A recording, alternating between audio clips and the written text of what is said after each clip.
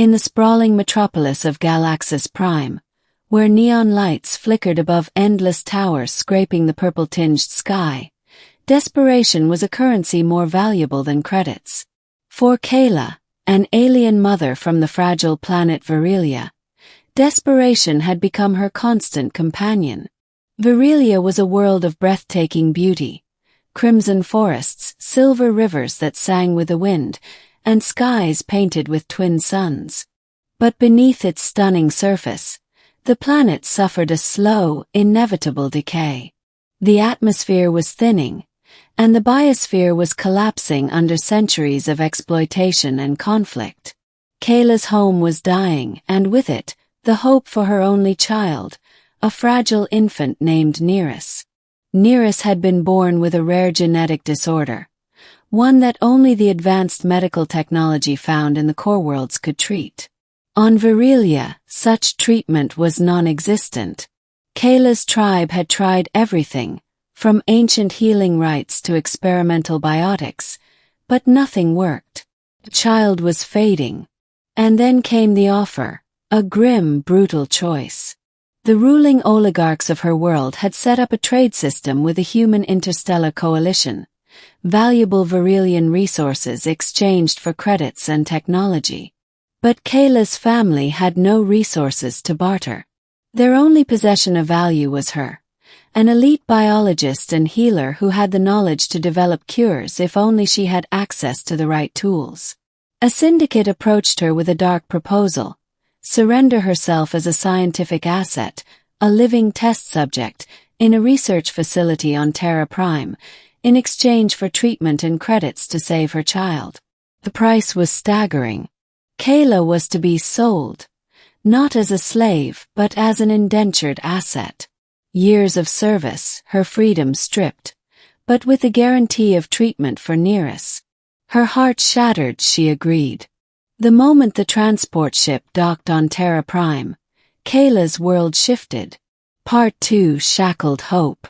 The research facility was a fortress of cold metal and sterile light.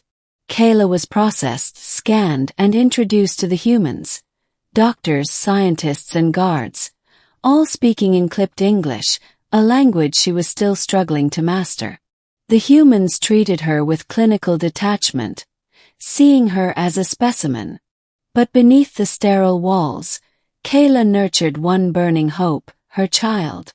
Days passed, then weeks. Kaela worked alongside scientists, using her knowledge of Virelian biochemistry to assist in research. They valued her skills, but the cold machinery of the facility kept her confined. It was in this bleakness that she met Dr. Lucas Reed.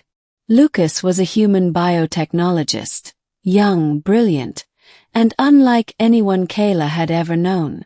Where others saw her as a resource, Lucas saw a person. He asked her about Virelia's cultures, the flora and fauna, and with gentle persistence about her child.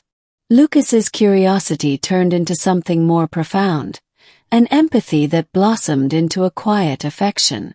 One evening, as Kaela prepared a sample for analysis, Lucas quietly asked, "How is your child, Kaela?" She hesitated, then nodded. "Nereus, improving. The treatment is working." Relief washed over Lucas's face. "Good. You deserve to see your child grow." Their bond grew, forged in stolen moments between experiments and guarded conversations.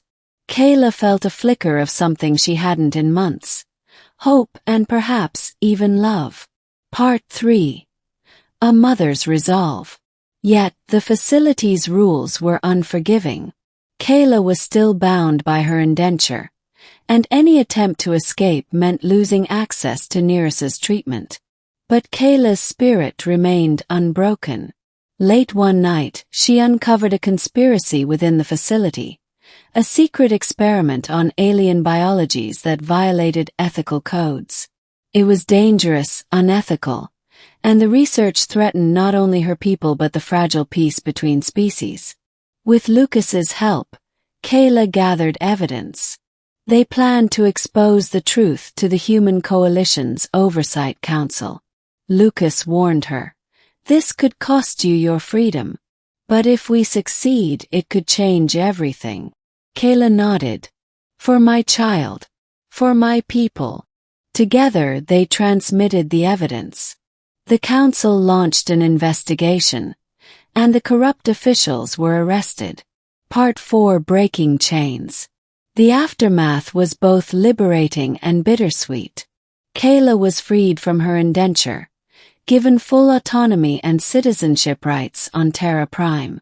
The Coalition, impressed by her bravery and intellect, offered her a position as a leading researcher bridging human and alien medical sciences. And Neris.